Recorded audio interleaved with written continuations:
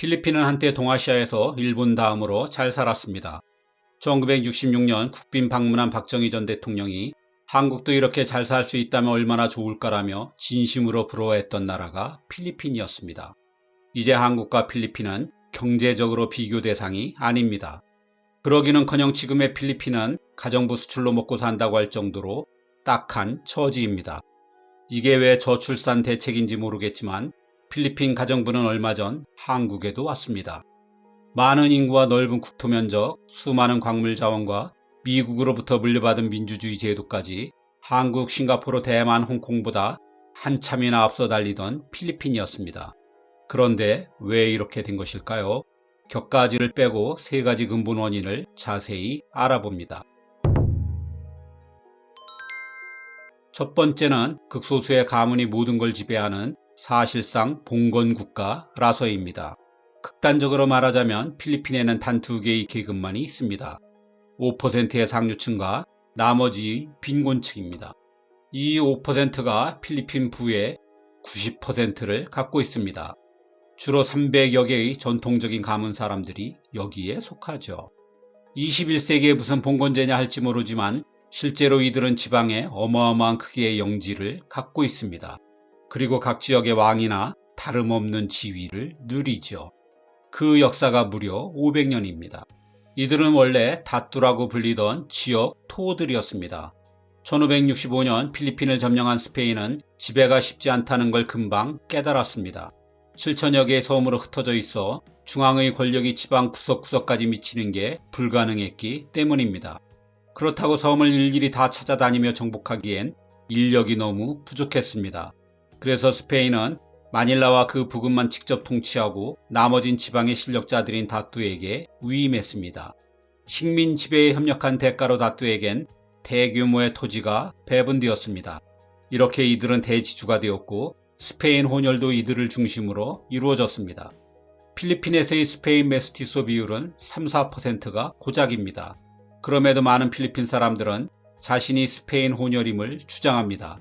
이는 최상류층 가문에 스페인 혼혈이 많아서입니다.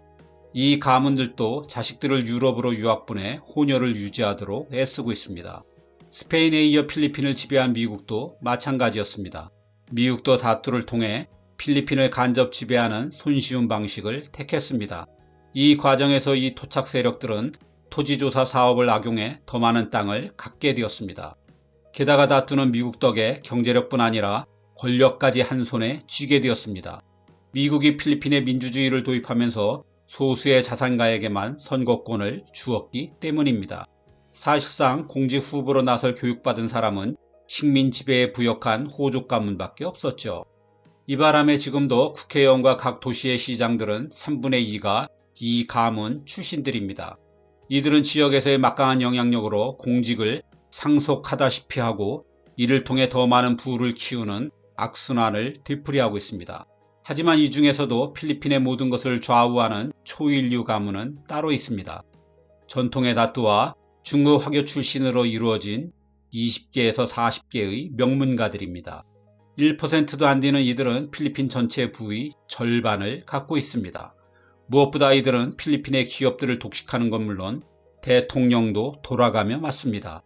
일본으로 치면 실질적인 지배자들인 다이묘가 아직도 각 지역을 차지하고 있는 셈입니다.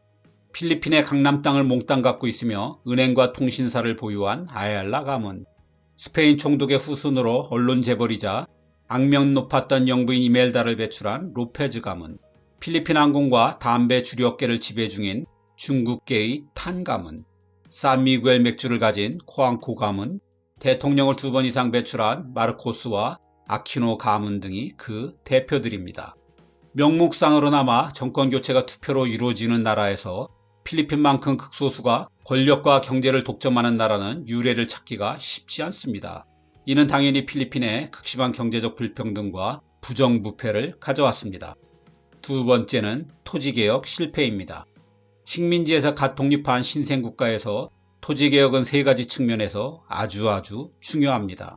토지개혁하면 보통 대지주의 땅을 국가가 환수해 소작인에게 나누어주는 경제적인 면만을 떠올리게 됩니다. 하지만 그 못지않게 중요한 게 정치적인 측면입니다. 즉 토지개혁은 부와 권력을 장악해 나라를 망친 통치 계급의 일괄적인 해체를 뜻합니다. 기득권이 남아있다면 그 저항으로 인해 새로운 국가 건설의 어려움을 겪게 마련인데 그게 바로 필리핀이죠. 또 다른 면은 토지개혁이 절대 빈곤에서 벗어나는 지름길이라는 점입니다. 신생국일수록 농민의 비중이 가장 크고 대규모 빈곤은 주로 이들에게서 발생합니다. 사실 새로 시작하는 저개발 국가에서 일반 국민이 가진 생산수단이라곤 토지밖에 없습니다. 이 토지에서 나온 농산물로 먹는 문제가 우선 해결되지 않는다면 사회가 불안해 그 어떤 경제개발 계획도 백약이 무효이기 십상입니다. 마지막으로 종잣돈 측면입니다. 토지를 가진 농민이 잉여 생산물로 저축하고 세금을 내게 되면 이게 인프라 구축과 제조업을 일으키는 자본이 됩니다. 초기에 상품을 소비하는 것도 경제에 여력이 생긴 다수의 농민들이죠. 이를 통해 시장이 점점 더 커지는 선순환이 이루어지면 비로소 본격적인 경제 발전의 궤도에 오를 수 있습니다. 토지개혁은 이미 수많은 나라에서 검증된 방식이라 할 수 있습니다. 필리핀을 그토록 부러워했던 한국과 대만도 그렇게 발전했고 영국의 산업혁명도 농촌에서 식량이 대량 생산이 이루어진 덕에 가능했습니다. 최근의 베트남도 좋은 사례입니다. 베트남은 이런 과정을 통해 커피 농사를 대대적으로 일으켜 세계에서 두 번째로 큰 커피 수출국이 되었습니다. 그렇게 마련된 자본으로 공업을 일으켜 베트남은 경제적으로 필리핀을 순식간에 따돌렸습니다. 하지만 필리핀은 이걸 해내지 못했습니다. 사실 이건 최소한 동아시아에선 공산주의의 위협 정도와 관련이 깊었습니다. 한국은 일제강점기와 6.25 전쟁을 거치며 사회 전체가 리셋된 데다 공산화된 북한과의 대치로 상대적으로 쉽게 토지개혁을 단행할 수 있었습니다. 대만은 본토의 중화인민공화국과 경쟁해야 했지요. 하지만 필리핀은 공산주의로부터 직접적인 위협을 받는 나라가 아니었습니다. 그래서 대지주와 이들과 한몸인 언론을 중심으로 토지 분배를 주장하는 자들을 소위 빨갱이로 몰아 기득권을 철통 방어했습니다. 여기에 미국이 농장주들의 편을 들면서 필리핀의 토지개혁은 결정적으로 끝장났습니다. 미국으로선 식민 지배가 순조로운 터라 그 어떤 급진적인 사회 변혁도 원하지 않았던 것입니다. 그 결과 대부분 농민은 이전보다도 못한 소작농으로 전락, 경제 발전의 싹을 스스로 잘라버리는 꼴이 되었습니다. 세 번째는 지나친 민족주의를 내세운 경제정책의 실패입니다. 필리핀의 초대 대통령인 마누엘 케소는 한 연설에서 나는 미국인이 천국처럼 다스리는 필리핀보다 필리핀인이 지옥처럼 다스리는 필리핀을 더 원한다고 말했습니다. 독립 초기 지도자들이 가졌던 이 같은 극단적인 민족주의는 불행히도 필리핀 경제에는 재앙이었습니다. 물론 이런 사고방식은 충분히 이해할 만했습니다.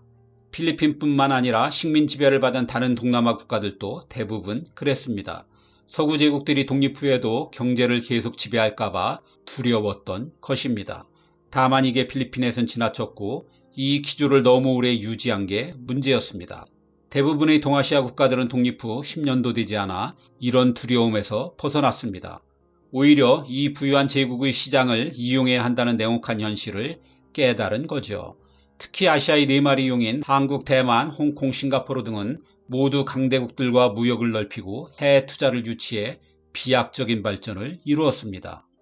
반면 필리핀은 그 반대로 무역보단 자급자족을 위한 내수에 중점을 두고 예세의 힘을 막기 위해 외국인 지분을 40%로 제한했습니다.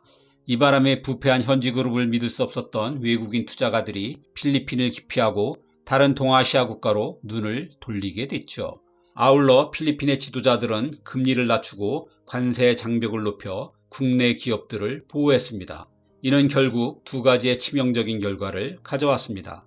하나는 통신, 에너지, 발전 등의 기간 사업을 몇몇 가문이 독식해 경제적 불평등이 극에 달하게 됐다는 것이고, 또 하나는 무엇보다 인구 보너스를 활용할 철우의 기회를 놓쳤다는 것입니다. 인구 배당 효과라고도 하는 이 현상을 가장 잘 활용한 곳이 바로 아시아의 4마리 용이죠. 한국은 6.25로 조금 늦어졌지만 많은 나라가 2차 대전 후 베이비붐을 경험했습니다. 이들이 무사히 잘 자라면 15년 후부터 생산 가능 인구가 됩니다. 이후 높은 교육 수준과 좋은 일자리로 아이는 적게 낳게 되고 고령층은 감소해 부양 인구가 줄어들게 됩니다. 이렇게 되면 대폭 늘어난 생산 가능 인구가 저축과 소비를 함께 늘리면서 경제 성장률도 높아지게 됩니다. 한국, 대만 등은 토지개혁과 해투자 유치로 인프라를 구축하고 공업과 제조업의 기반을 만든 덕에 급증한 생산 인구를 아주 적절하게 활용할 수 있었습니다. 그리고 의류, 신발, 건설, 농업 등 노동 집약적인 산업으로 돈을 벌어 자동차, 정유, 제철, 통신 등 자본 집약적인 산업으로 도약할 수 있었죠. 국가적으로 매우 드문 기회라 각 국가는 인구 보너스가 계속될 때 경제 성장을 최대한 해두어야 합니다. 하지만 필리핀의 폐쇄적인 경제정책으로 이 기회를 놓침으로써 오히려 인구 증가가 지금까지도 필리핀 경제에 큰 부담으로 작용하고 있습니다. 물론 그 외의 이유도 많습니다. 뇌물 아니면 아무것도 할 수 없는 지긋지긋한 부패, 태풍, 지진, 화산 등 빈번한 자연재해, 오랜 식민 지배로 인한 정체성 혼란, 공산주의 반란과 무슬림과의 폭력적인 갈등, 사람을 무기력하게 만드는 열대기후 등도 저해 요소입니다. 그나마 조금씩이라도 사정이 나아지려면 투표를 통해 정직하고 유능한 후보를 뽑아야 하지만 필리핀인들은 얼마 전 필리핀을 망친 마르코스 가문의 아들을 대통령으로 선택했습니다. 필리핀의 행운을 빌지만 이 나라를 들여다볼 때마다 앞으로 갈 길이 참 너무도 멀고 험하다는 생각이 드는 건 어쩔 수가 없습니다.